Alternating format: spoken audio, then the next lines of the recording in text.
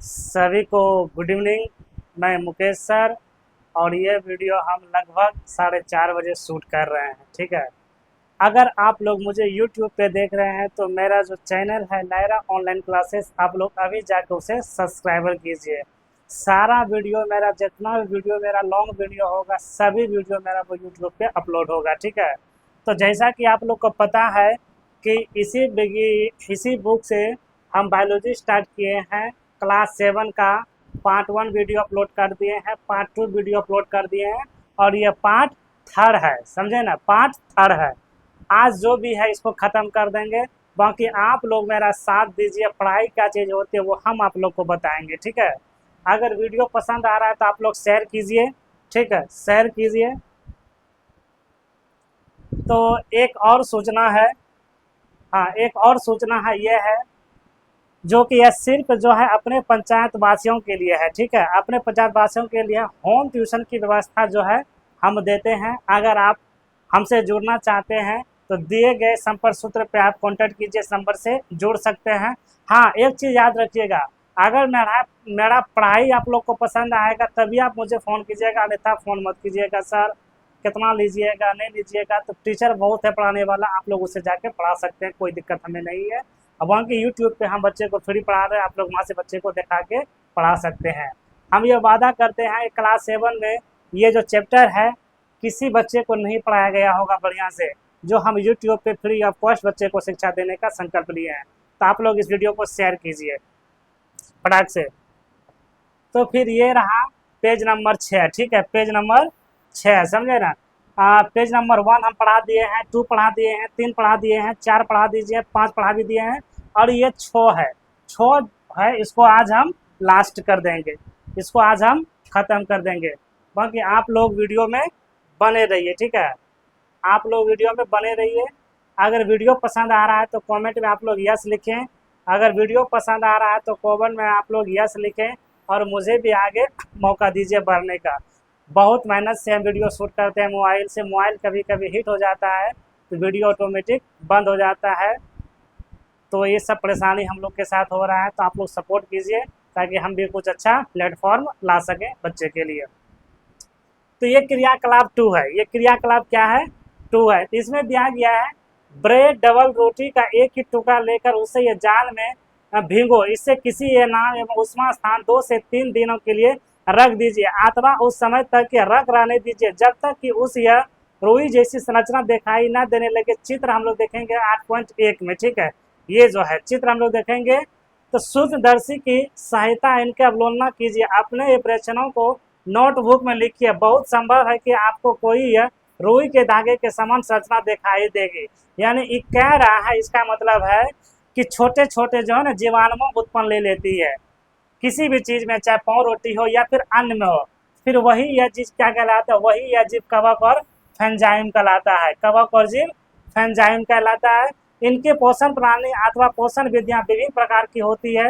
मृत एवं यह विघटनीय सड़ने गलने वस्तुओं जैसे जैव पदार्थ की सतह पर कुछ यह पाचक रसों का स्वाद होते हैं अथवा उससे प्रसारण व विलय के रूप में परिवर्तन कर देते हैं। पश्चात इस विलयन को आप भोजन, ठीक है, इस विलयन को आप भोजन, ठीक है, इस विलयन को भोजन, ठीक है, इस विलयन को भोजन, ठीक है, इस विलयन को भोजन, तो दिया गया इस विलयन को भोजन।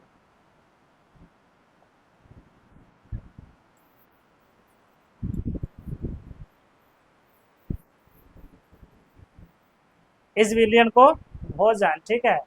तो ये दिया, इसका मतलब दिया गया है, कहता है कवक का निर्माण कैसे होता है। ठीक है, कवक का निर्माण कहाँ होता है? ठीक है, लिखेंगे कवक का निर्माण, ठीक है, कवक का निर्माण कहाँ होता है?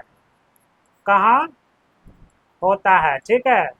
दूसरा नंबर आप प्रश्न लिख सकते हैं फेंजाइम, क्या लिखेंगे? फेंजाइम, क्या लिखेंगे आप? फेंजाइम किसे कहते हैं? फेंजाइम किसे कहते हैं? आप लोग क्वेश्चन नोट कीजिए, ये दोनों जो कि आंसर हम बता दिए हैं। सरले गरने पर स्थान पर इसका निर्माण होता है, इसका भी निर्माण होता है। ठीक है, उसके बाद फिर आगे को जो इसमें दिया गया है, अगर आप लोग को वीडियो पसंद आ रहा है तो आप लोग शेयर कीजिए, हम यही बोलेंगे शेयर कीजिए। आप लोग कहाँ कहाँ से वीडियो देख रहे हैं ये भी कमेंट के माध्यम से मुझे बताने का प्रयास कीजिए। फिर दिया गया है कि रूप में, ठीक है, रूप में अवशोषण करते हैं इसी प्रकार के पोषण प्रणाली की जिसमें से जीव किसी मृत एवं या अवघटित जैविक पदार्थ को पोषक तत्व प्राप्त करते हैं, उसे हम लोग क्या कहते हैं?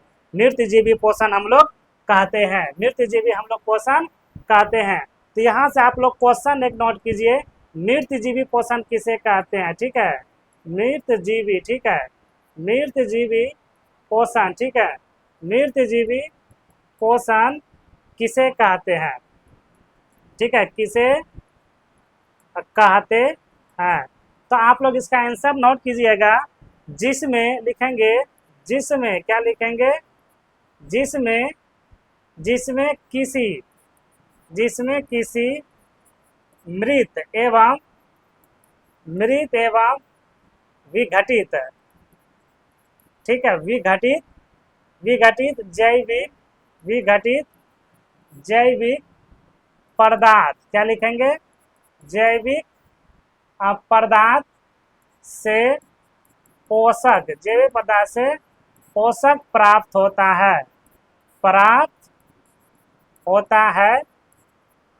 है, उसे मृतजीवी कहते हैं। ठीक है, मृतजीवी कहते हैं।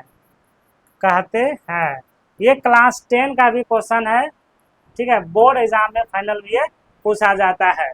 उसके बाद फिर इसमें जो दिया गया है मृतजीवी पोषण कहते हैं, ठीक है। उसके बाद दिया गया है उपयोग लाने वाले सभी ये मृत जीवों का कहलाने वाले, जैसे कवक, फेंजाइम, अचार, चमड़े, कपड़े एवं अन्य पदार्थ पर उगते हैं। उन सभी स्थानों में भी उगते हैं जो नम एवं उष्मा होते हैं। कवक की वृद्धि के लिए वर्षा ऋतु सबसे अधिक की परिस्थितियां प्रदान करती है। इसी कारण वर्षा ऋतु के दौरान अनेक वस्तुएं ये कवक की वृद्धि के कारण यह नष्ट अथवा अनुत्पादित उपयोग होती है। अपने अभिभावक को कवक द्वारा होने वाले नुकसान पर चर्चा कीजिए। नुकसान पर चर्चा कीजिए। नुकसान पर चर्चा कीजिए, ठीक है, नुकसान पर चर्चा कीजिए। यानी ये फिर जो है ना, ये प्यारी पूछ रही है, ये जो है फिर प्यारी पूछ रही है। इसमें से पहले वीडियो देख लेते हैं, बन रहा है कि नहीं बन रहा है, ठीक है। हाँ, तो उसके बाद फिर इसमें दिया गया है, फिर प्यारी बहुत ही प्यारा क्वेश्चन लेकर आई है कि प्यारी को याद है कि उसके सुंदर यह जूते वह विशेष अवसरों पर ये पहनती थी। वर्षा ऋतु में कवक के कारण खराब हो गए थे। वह जानना चाहती है कि वर्षा ऋतु में कवक अचानक कैसे प्रकट होते हैं। यानी वर्षा ऋतु में ऐसे बहुत सी जो है कवक का निर्माण होता है, जो हम लोग नहीं देखते हैं, वो भी देखने का हम लोग प्रयास करते हैं, ठीक है। फिर इसमें दिया गया है सामान्यतः कवक के जीवाणु एवं वायु के उपस्थित होते हैं। जब वह किसी ऐसे जैविक पदार्थ अथवा उत्पादन पर बैठते हैं तो नम एवं उष्मा हो जाते हैं। वो अंकुरित होकर ये नए कवक को जन्म देते हैं। क्या अब आप बता सकते हैं कि हम अपनी वस्तुओं को कवक द्वारा खराब होने से किस प्रकार से बचा सकते हैं? यहाँ पे भी क्वेश्चन है, बहुत इंपॉर्टेंट क्वेश्चन है कि कवक के द्वारा जो वस्तुएं खराब होती है उसे हम लोग कैसे बचा सकते हैं। तो फिर ये विशाल बता रहा है कि बूझो को याद है तो उसके दादाजी ने बताया था कि एक बार उनकी गेहूं की फसल कवक द्वारा नष्ट हो गई थी। वह जानना चाहता है कि क्या कवक रोग का भी कारक हो सकता है क्या? हाँ, हो सकता है, ठीक है, हाँ हो सकता है। फिर अगला प्रश्न हम देखते हैं, इसमें जो दिया गया है, इसमें जो फिर दिया गया है, ये लास्ट है, ये लास्ट टॉपिक है, ठीक है। फिर इसमें दिया गया है, फिर ये प्यारी जो है पूछ रही है, ठीक है, ये प्यारी फिर पूछ रही है कि प्यारी ने बताया कि ईस्ट एवं कवक जो है जैसे अनेक कवक के उपयोगी भी होते हैं, परंतु कुछ कवक पादप जंतुओं एवं मनुष्य में रोग उत्पन्न करते हैं। कुछ कवक का उपयोग यह औषधि के रूप में भी होता है। औषधि यानी बहुत से ऐसे कवक है जिसको हम लोग जड़ी बूटी के निर्माण में उसका ही हम लोग करते हैं, ठीक है, करते हैं। फिर दिया गया है इसमें कि कुछ जीव एक दूसरे से, ठीक है, कुछ जीव एक दूसरे के साथ ये रहते हैं, ठीक है, साथ रहते हैं और अपना आवास के पोषक तत्व में एक दूसरे के साथ ये बांटते हैं। उसे हम लोग क्या कहते हैं? सहजीवी संबंध कहते हैं। तो यहाँ से आप क्वेश्चन भी लिख सकते हैं कि सहजीवी संबंध किसे कहते हैं, सहजीवी, ठीक है, लिखेंगे सहजीवी संबंध, ठीक है, संबंध किसे कहते हैं, लिखेंगे किसे कहते हैं। तो इसका आंसर हो जाएगा, ठीक है, पोषक तत्व, ठीक है, इसका आंसर हो जाएगा पोषक तत्व, इसका आंसर लिखेंगे पोषक तत्व, ठीक है, पोषक तत्व एक दूसरे से, लिखेंगे एक दूसरे से, एक दूसरे के साथ, एक दूसरे के साथ बांटते हैं, ठीक है, बांटते हैं, ठीक है, बांटते हैं, इसे सहजीवी कहते हैं, ठीक है, सहजीवी संबंध, संबंध कहते हैं, ठीक है, ये रहा। उसके बाद इसमें उदाहरण भी दिया गया है, कुछ उदाहरण, वृक्ष की जड़ों में रहते हैं, वृक्ष कवक को प्रदान करता है, बदले में उन्हें जल एवं पोषक तत्व के अवशोषण में सहायता मिलती है, वृक्ष के लिए इस पर यह संबंध विशेष प्रकार से महत्व होती है। ये दिया गया है आइकेलन, कि आइकेलन कहे जाने वाले कुछ जीवों में से दो भागीदार होते हैं, इनमें से एक शैवाल होता है तथा दूसरा कवक होता है। एक क्या होता है, शैवाल होता है, और दूसरा क्या है, कवक होता है, दूसरा जो है वह कवक होता है, दूसरा क्या है, कवक होता है। तो फिर आगे पढ़ते हैं कि शैवाल में, ठीक है, शैवाल में क्लोरोफिल उपस्थित होता है। तो यहाँ पे क्वेश्चन निकलता है कि शैवाल में क्या उपस्थित होता है, शैवाल में क्या उपस्थित होता है, आप लोग क्वेश्चन नोट कीजिए, शैवाल में क्या उपस्थित होता है। तो शैवाल में जो है वो क्लोरोफिल उपस्थित होता है, जबकि कवक में क्लोरोफिल नहीं होती है, जबकि कवक में क्लोरोफिल नहीं होती है। कवक शैवाल को रहने के स्थान या आवास, जल एवं पोषक तत्व उपलब्ध कराता है तथा बदले में शैवाल प्रदान प्रकाश संश्लेषण द्वारा संश्लेषित खाद्य कवक देता है। उसके बाद फिर इसमें जो दिया गया है, ठीक है, फिर इसमें जो दिया गया है, इसमें कि दिया गया है, इसमें अगर आप लोग को समझ में आ रहा है तो यस लिखे, अगर समझ में वीडियो आ रहा है तो यस लिखो बाबू कमेंट पे, ठीक है। फिर दिया गया है मृदा के पोषक तत्व के पुनः पूर्ति विकास किस प्रकार से होती है, यानी मृदा की पूर्ति जो है पुनः किस प्रकार से होती है। क्या आपने किसान को अपने खेती में अथवा या नाली बगीचे में नौ लेवा मामले को खाद अथवा उर्वरक डालते देखा है। उर्वरक मतलब होता है कि जो भी खेतों में हम पदार्थ डालते हैं उसे हम लोग क्या कहते हैं, उर्वरक कहते हैं। जैसे हो गया पहला गोबर, जैसे हो गया पहला गोबर, ठीक है, खाद, ये सब मेरा जो है उर्वरक का उदाहरण है। तो आप पढ़ चुके हैं कि पादप मृदा से खनिज या पोषक तत्व अवशोषित करते हैं, अतः मृदा में इनकी मात्रा लगातार कम हो जाती है। उर्वरक एवं खाद में नाइट्रोजन, पोटेशियम, फास्फोरस जैसे पोषक तत्व पाए जाते हैं। तो यहाँ से एक क्वेश्चन भी आप लोग लिख सकते हैं कि उर्वरक में क्या पाया जाता है। तो आप लोग यहाँ से क्वेश्चन भी एक लिख सकते हैं, उर्वरक में क्या पाया जाता है। आप लोग यहाँ से क्वेश्चन लिख सकते हैं, उर्वरक में क्या पाया जाता है, लिख लिए। तो आप लोग लिखिए, उर्वरक में निम्नलिखित चीज पाया जाता है, जैसे हो जाएगा नाइट्रोजन, पोटेशियम, फास्फोरस, ठीक, इत्यादि। पोषक तत्व के द्वारा लगातार उपयोग किए जाने के कारण यह मृदा में उनकी यह मात्रा धीरे धीरे कम होती है, कम होती है, कम होती है।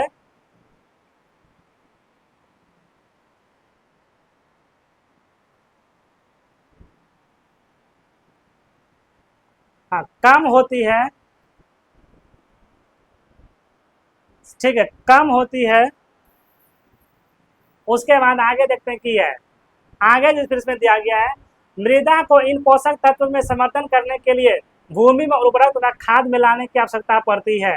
यदि हमें पादप में पोषण की आवश्यकता के बारे में ज्ञान ना हो तो हमें केवल पादपों का उगा सकते हैं, बल्कि उन्हें स्वस्थ भी रख सकते हैं।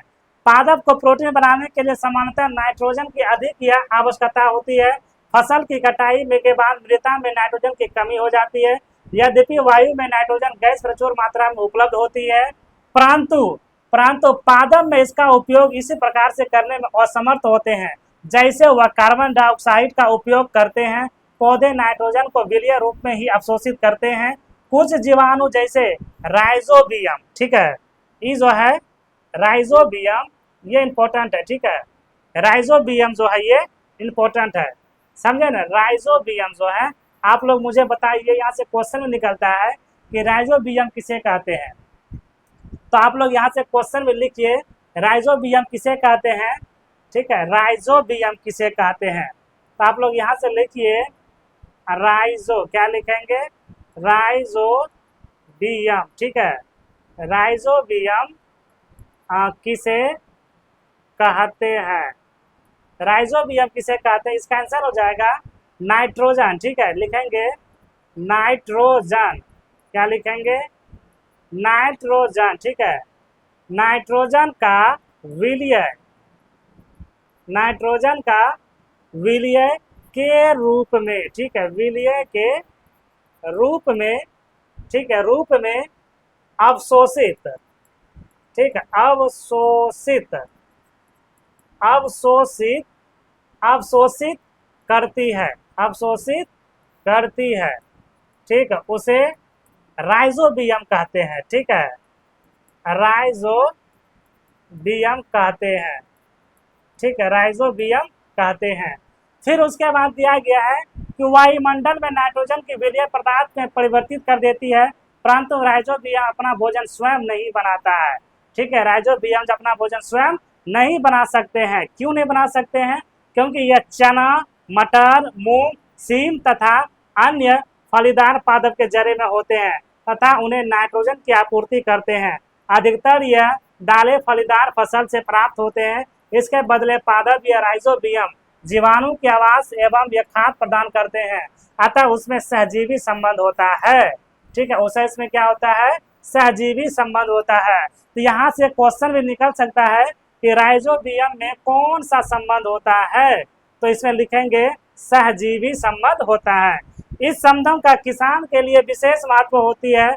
पादप के फसल के लिए उन्हें मृदा में नाइट्रोजन उर्वरक देने की आवश्यकता नहीं पड़ती है, यही नहीं दाल की फसल उगाने के बाद या अगली फसल के लिए भी समानता उर्वरक की आवश्यकता नहीं रहती है, आवश्यकता नहीं रहती है, ठीक है, आवश्यकता नहीं रहती है, आवश्यकता नहीं रहती है, ठीक है, आवश्यकता जो है नहीं रहती है। फिर दिया गया है कि इस अध्याय में आपने पढ़ा है कि अधिकतर ये पादप स्वपोषी होते हैं, अधिकतर पादप क्या होते हैं, स्वपोषी होते हैं। हम पहले भी क्वेश्चन लिखाए थे पादप क्या होते हैं, तो पादप हमेशा जो है वो स्वपोषी ही होते हैं, ठीक है। तो इसमें फिर दिया गया है कि बहुत ही कम ही पादप अपने पोषण प्रणाली अपनाते हैं, जैसे परजीवी, मृतजीवी, और परजीवी मृतजीवी दूसरे पादप में पोषण प्राप्त करते हैं। सभी प्राणी अपने भोजन के लिए पादप अन्य प्राणियों पर निर्भर करते हैं। हाँ, ये चीज हम अगले वीडियो में भी बताए थे, पार्ट 1 में भी बताए हैं और पार्ट 2 में भी बताए हैं कि जितना भी जो है सजीव प्राणियों है, सभी का जो लक्षण है वो एक दूसरे से अलग अलग है, एक दूसरे से अलग अलग है। यानी देखिए, हम मनुष्य है, मेरा रहन सहन एक अलग है, जानवर गाय भैंस बकरी उसका रहन सहन एक अलग है, पशु पक्षियों का रहन सहन एक अलग है, ठीक है। तो सभी प्राणियों पर निर्भर रहते हैं, अतः उन्हें विषमपोषी के रूप में समूहीकृत किया गया है। क्या हम कह सकते हैं कि कीटभक्षी पौधे जो है विषमपोषी पौधे होते हैं, ये वास्तविक बात है। ये चैप्टर जो है अध्याय 1 हम खत्म कर दिए। अब कैसा वीडियो लगा आप लोग को, कमेंट के माध्यम से मुझे बताने का प्रयास कीजिए। फिर अगला जो है इसका प्रश्न उत्तर, तो अगला इसका है प्रश्न उत्तर। ये जो है प्रश्न उत्तर दिया गया है, जीवों में खाद्य पदार्थ की आवश्यकता क्यों होती है, परजीवी मृतजीवी किसे कहते हैं, तो ये इसका जो है अब प्रश्न उत्तर है। तो सारा प्रश्न हम डिस्कस कर दिए हैं, सारा प्रश्न को हम लोग क्या किए हैं, डिस्कस कर दिए हैं। अगर आप लोग इस सब का जो आंसर चाहते हैं तो आप हमसे जुड़ सकते हैं इस नंबर पे, ठीक है, 9801797830। ये हमारा व्हाट्सअप नंबर है, ठीक है, व्हाट्सअप नंबर है, आप इससे मैसेज कीजिए। ये सारा PDF हम आपको दे देंगे। अगर आपके घर में छोटे छोटे बच्चे हैं तो आप लोग उसे पढ़ाने का प्रयास कीजिए, क्योंकि हम लोग देखते हैं कि सरकारी स्कूल में अधिकतर जो है बल्दी क्या कहते हैं, ज्ञान से बेसी पीठ पे बस्ता भारी होता है। तो इसे आप लोग समझने का प्रयास कीजिए। अगर आप लोग अपने बच्चे को हमसे पढ़ाना चाहते हैं ऑनलाइन के माध्यम से, तो इस नंबर पे आप जुड़ सकते हैं, इस नंबर पे आप जुड़ सकते हैं। क्लास जो है 1 से, ठीक है, क्लास जो है 1 से यानी 12 तक बच्चे को हम पढ़ाते हैं, ठीक है, 12 तक वाले बच्चे को हम पढ़ाते हैं। अगर आप ऑनलाइन माध्यम से जुड़ना चाहते हैं, नंबर दिए गए नंबर पे आप लोग संपर्क कीजिए, दिए गए आप लोग संपर्क कीजिए, ये रहा, इस पे भी आप लोग संपर्क कर सकते हैं। तो सारा जो है हम ख़त्म कर दिए हैं।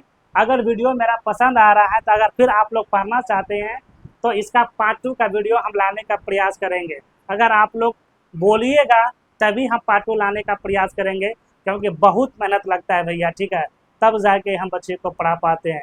इसीलिए आप लोग से हाथ जोड़ के मेरा रिक्वेस्ट है कि मुझे भी सपोर्ट कीजिए, ठीक है, ताकि इस गरीबी से हम बाहर आ पाएँ। बहुत शरीर पे कष्ट है, बात को समझिए मेरा, ठीक है।